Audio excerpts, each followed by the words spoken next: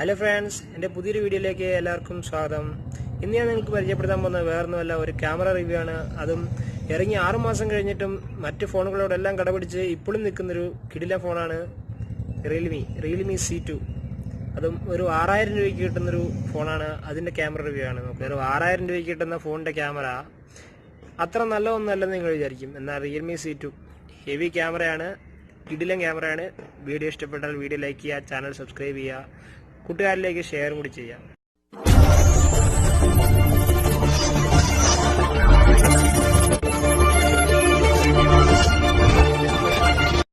ഇപ്പോൾ ഇന്ത്യൻ മാർക്കറ്റിൽ അവൈലബിൾ ഉള്ളതിൽ ഏറ്റവും കിടിലൻ സ്പെസിഫിക്കേഷനും ഏറ്റവും കുറഞ്ഞ പൈസയുമായിട്ട് വരുന്നൊരു കിടിലൻ ഫോണാണ് റിയൽമി C2. റിയൽമി C2ന്റെ പിൻ ക്യാമറ എന്ന് പറയുന്നത് 13 MBയുടെയും 2 MBയുടെയും ഓരോ ക്യാമറയും, ഫ്രണ്ട് ക്യാമറ 5 MBയുടെ ഒരു ക്യാമറയുമാണ്.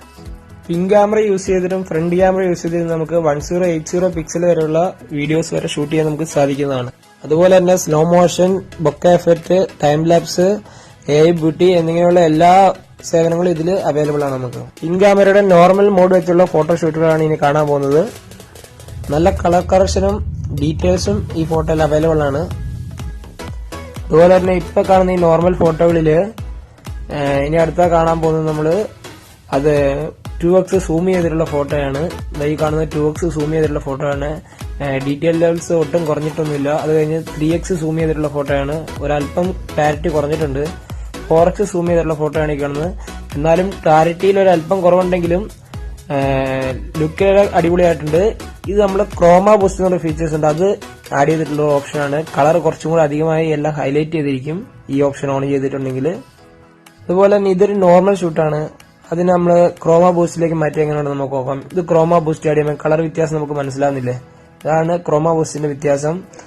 അതേപോലെ തന്നെ നമുക്ക് ഫ്ലവർ അതുപോലുള്ള ചെറിയ സബ്ജക്റ്റിലേക്ക് നമുക്ക് നോക്കാം. മാക്രോ ഷോട്ടിലേക്ക് നോക്കിയിട്ടുണ്ടെങ്കിൽ അടിപൊളി കളറും ഡീറ്റെയിൽസാണ് നമുക്ക് ഇതിനകത്ത് മനസ്സിലാക്കാൻ കഴിയുന്നത്. അടിപൊളിയാണ്.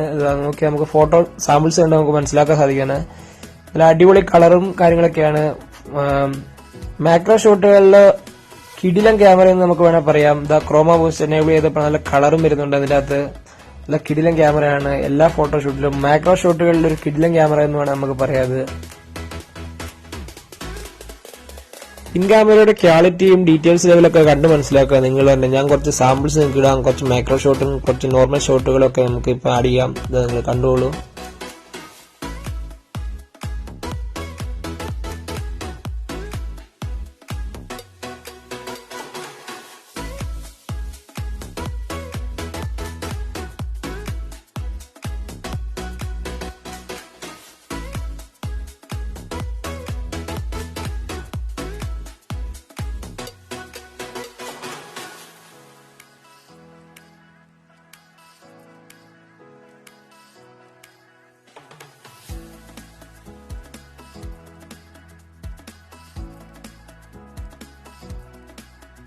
എല്ലാ റിയൽമി ഡിവൈസും പോലെ ഫോട്ടോസിലെ കളർ കുറച്ച് അധികമായി ബൂസ്റ്റ് ചെയ്യുന്നുണ്ട് ഇതില്.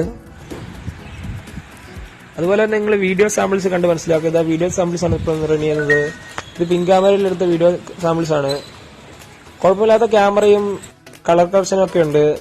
തിരക്കിടില്ല എന്ന് പറയാം നമുക്ക് ഈ റേഞ്ചിൽ. സ്റ്റെബിലൈസേഷൻ നമ്മൾ ഈ റേഞ്ചിൽ നമുക്ക് പ്രതീക്ഷിക്കേണ്ട ആവശ്യമില്ല. അതുപോലെ നമുക്ക് ഫ്രണ്ട് ക്യാമറയുടെ സാമ്പിൾസ് കണ്ട് മനസ്സിലാക്കുക. ഈ കാണുന്നത് നോർമൽ ഒരു ഫ്രണ്ട് ക്യാമറ ഇമേജ് ആണ്. നല്ല അടിപൊളി നമുക്ക് നമ്മുടെ ക്ലാരിറ്റി, നല്ല കളർ കറക്ഷൻ ഒക്കെ ഉണ്ട്. കിടിലൻ ഫോട്ടോയാണ് ഫ്രണ്ട് ക്യാമറയും. ആകെ 5 MB ഉള്ളതിൽ നല്ല കിടിലൻ ക്യാമറയാണ്.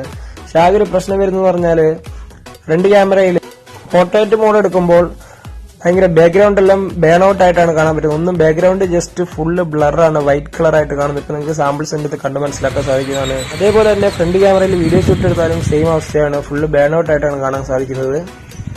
എല്ലാ റിയൽമി ഡിവൈസും കൊടുത്തിട്ടുള്ള പോലെ അതേ സെയിം ക്യാമറ ഇന്റർഫേസ് തന്നെയാണ് റിയൽമി C2 നമുക്ക് കാണാൻ സാധിക്കുന്നത്. അതുപോലെ ഇതിന്റെ അത്ര ഓപ്ഷനാണ് പനോരമ. പനോരമയില് പറയത്തക്ക മോശമൊന്നുമില്ല, എല്ലാം കിടിലൻ തന്നെയായിട്ടാണുള്ളത്.